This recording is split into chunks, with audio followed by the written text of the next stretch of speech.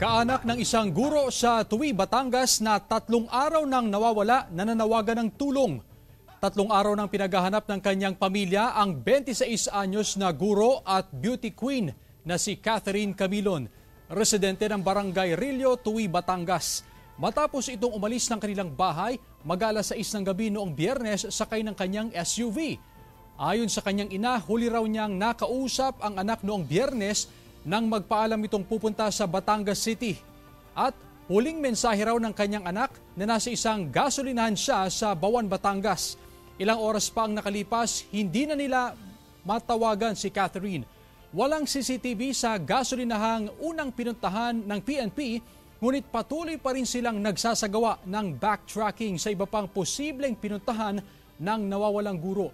Nagpapatuloy ang investigasyon ng PNP sa insidente.